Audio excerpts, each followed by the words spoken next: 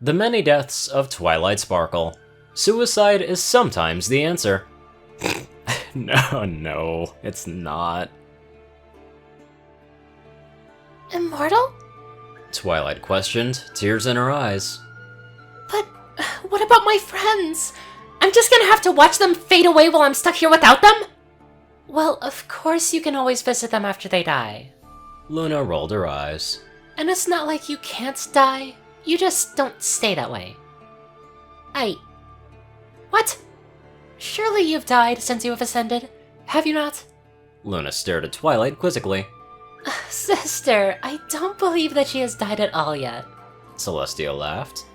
Maybe she doesn't know. What? What are you two talking about? Ponies just can't come back from the dead. Twilight blanched. I think she may need to learn first tough. Celestia grins mischievously. Twilight, do you trust my sister and me? Twilight nodded fearfully. Celestia turned and bowed to her sister, who merely rolled her eyes. Lifting one of the nearby guards' spears with her magic, Luna twirled it around idly before plunging it into the neck of her still bowing sister. Celestia fell to the ground with a resounding thud. Twilight's blood ran cold at the sight of her beloved mentor lying lifelessly on the ground. But Celestia said it was all fine. I had to trust her. This has to be some awful, terrible joke. She couldn't just be gone like that. Fighting back tears, Twilight turned to face the unperturbed Luna, desperately seeking answers. Her sorrow was interrupted by a sudden pop as Celestia teleported to her sister's side.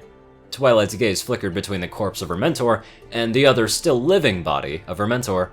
She rushed into Celestia's waiting embrace. You see, my little pony? Celestia crooned. It was as I said. Princesses are immortal. You can die, hang out in the afterlife for as long as you'd like, then rematerialize wherever. Oh, and it definitely cuts down on travel time. Celestia rolled her eyes. Of course, Princess Luna always refers to it as respawning. Luna laughed. I remember one time Celestia and I were arguing if he could live on the moon, and I thought since I'd been sealed there for 1,000 years, I could survive on the face of the moon. So I teleported there and immediately started suffocating. I spent the rest of the day sulking in the afterlife before I returned to admit that Celestia had won the argument. Twilight felt herself go lightheaded and stumbled around for a moment before falling to the ground with a quiet whump. Luna sighed in mock annoyance. Oh, come on. Now we have two bodies to clean up. The two sisters giggled. Well, Luna continued, I hope you're ready for whatever freak-out Twilight Sparkle has planned for when she wakes up. Celestia still laughed. Or, for that matter, when she returns to Ponyville. Should we kill her? Nah, let's let this sink in first. We can kill her later. Several hours and several calming cups of tea later, Twilight had gotten over the original shock and was starting to get excited over all the potential uses this skill could hold. Why, she could examine the magical system of an alicorn and compare it to a regular unicorn. Maybe understand why the increased magical potential led to such a large size change from other fully grown ponies. Or, she could use the corpses to make donations of marrow and blood. She could just imagine showing up to a blood drive with several gallons of blood. Oh, they would be so happy. Then again, Celestia and Luna had made it clear that the corpses didn't disappear magically. They evidently still decomposed and smelled awful if not taken care of. That would have to be something tackled soon into this project for further science. She would probably have to do something unique with them to avoid overpopulating the local graveyard with just herself. Maybe Starlight could think of some other way to magically get rid of them. There's probably a spell that could dissolve them, or something. Wait, Starlight! Oh, she has to know about this! Together we can advance pony science by hundreds of years! I see you're caught up with the classic immortality rush. Celestia said from behind, giving her student a smile as she turned around. What do you suppose you're going to do next? Celestia! Well, first, I'm gonna tell all my friends, and then I think I'm gonna set up my lab to do some tests, and I can... Oh, wait! Do you think alicorns decompose slower? Maybe the amount of magic in one's body can affect that! Oh, I need to get to Ponyville now! I'm bursting with ideas! Well, there is a much faster way to get there than the train. Celestia tittered. Celestia's implications felt like a slap in the face. Sure, it was easy and fun to talk about, but in reality? What if it didn't work for her? What if... You'll be fine, Twilight. Celestia soothed. I won't make you if you don't want to. Are you willing? Twilight slowly nodded. Are you ready? Twilight nodded again. With a proud smile, Celestia snapped her dear pupil's neck. There was a pop. Twilight appeared in her bedroom in her castle. It worked! I have to find Starlight. I have to do something. At a time like this, she's probably studying in the library. Perfect. Twilight took off down the crystal halls, running at a full gallop towards the double doors leading to the library. Starlight! Twilight shouted, barging into the castle's library. Oh, hey Twilight. I was just checking out some of Clover the Clever's works, but this document doesn't show the latest part of his spell. Do you think he ever finished it? Starlight asked idly, levitating a scroll over to Twilight. Twilight paused for a moment, reading over the scroll. Then, as a sudden idea popped into her head, she let out an excited gasp. I'll just ask him! Starlight stared at Twilight strangely. Clover the Clever's been dead for hundreds of years. How are you going to ask him? I'm gonna kill myself! Announced Twilight proudly. Wait, what? Be back in 5! Twilight called out, galloping through one of the library's windows and falling all the way to the ground, instantly snapping her neck. Starlight let out a gasp and ran towards the window. She gave off an involuntary shudder, and her ears flattened to her skull, her stomach muscles clamping down in a losing fight to prevent the bile and daisy sandwich she had for lunch from escaping. Twilight had a smile on her face, but her neck was twisted in an unnatural way. Oh, Celestia, no. How could this happen so out of nowhere? She just jumped out of the window. Why didn't I stop her? Oh, Celestia.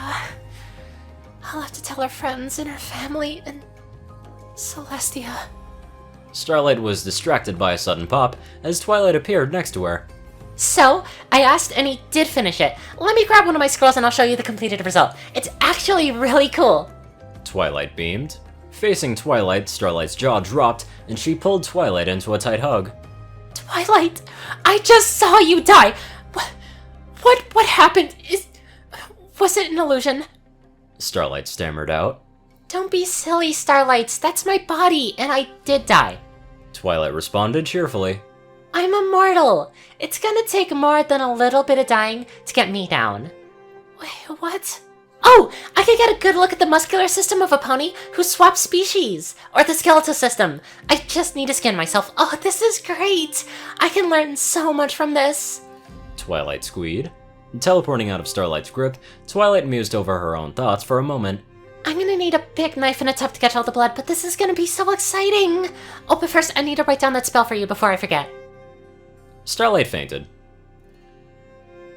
Starlight woke up several hours later in bed, and she groaned and rolled onto her hooves. Oh, what a weird dream. She ambled out into the hallway, considering telling Twilight about her dream, when she ended up walking right into the mare in question. Twilight was dressed in a bloody lab coat, with protective goggles resting on her forehead.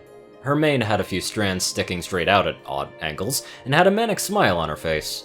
She was busy scribbling notes onto a clipboard she was holding with her magic, and was so distracted by them she ended up walking straight into Starlight. Oh, Starlight! Twilight looked up with a smile. You'll never guess what I discovered. An alicorn's arcanic tissue is 13.6% larger than a normal unicorn's. Or, well, at least mine is. Isn't that fascinating? I don't think that was a dream after all. Twilight. Starlight started slowly. What's going on? She already felt the fatigue and anxiousness onsetting again. Something had changed in the short time that Twilight had been gone. Something major. Well, the craziest thing happened. I was in Canterlot visiting the princesses, and Luna let it slip that alicorns literally can't die. Twilight explained. She actually killed Celestia right in front of me without batting an eye, and a moment later, Celestia teleported back into the throne room. So then Celestia killed me, I showed up here, and I've been killing myself for the last hour and a half. It's great how much we can learn in advanced science. I can even teleport all over Equestria with ease by doing this. Starlight felt herself go lightheaded as she struggled to understand what Twilight was saying. But... you said that you met Clover the Clever. How does all that work? Starlight stammered. Well, from what I understand from what Celestia said, when we die, we enter a plane of existence called Purgatory. It's kinda dark blue and ethereal looking, and if you focus on a certain pony, you can kinda speak to them. It's really more like talking to a spirit through telepathy. I'm not exactly sure how it works though, because I haven't been able to find Star Swirl during the last few attempts. Last few attempts? Starlight asked, not really wanting to know the answer. Twilight nodded, and without any further ado, teleported the two mares to the back of the castle. Sitting there was a pile of corpses at least 15 feet high. Starlight widened her stance as her vision started to swim. Twilight! There's going to be a massive panic if any pony else sees this! Starlight gasped. Twilight tapped her hoof against her chin thoughtfully. I'll admit, I've been a little too caught up in the moment to consider that. That's a good point. Oh, but first I should show our friends. Starlight tried to stop her. Wait, before you go, they might need a bit of... Twilight teleported away before Starlight could finish her sentence. Context. Moments later, there was a familiar pop as 6 ponies appeared by Starlight, all looking varying degrees of dazed. Twilight! Applejack yelled. You can't just grab me from a farm and... Her gaze drifted over to the pile of corpses. A moment later, and she was running for the nearest bush to empty her stomach.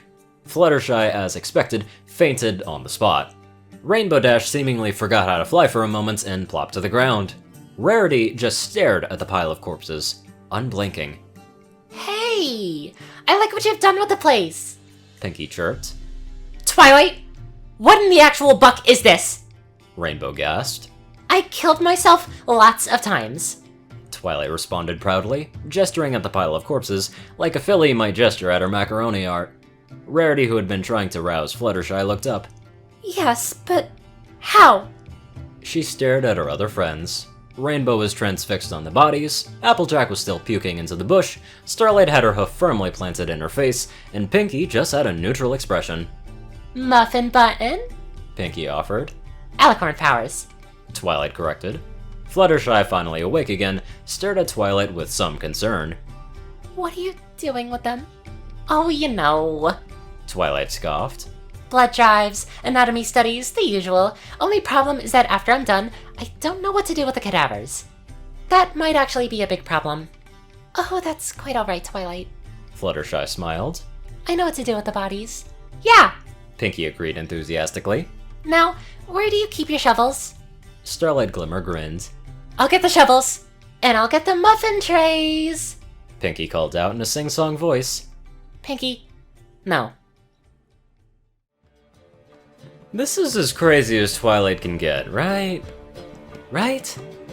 Anyway, I'd love to give a very special thank you to my not-so-crazy donators. Top donator, Dash of Evergreen, Peter Coulthard, Dresdon, dospo, RuneScythe9852, CourierCruz CI, Delta Omega, Ryanny Dragonwolf, Gagi, Secret Moon, Tallrascha, The Toilet Snake, Soul Dragon, Starlight Glimmer, Squiddy Boy, DVD Sanchez, Trey, Pokey Killer Zach, Dak Britton, Geo Piercy, Alex F., Rainbow Dash, James Dalton, and Teal K. Anderson.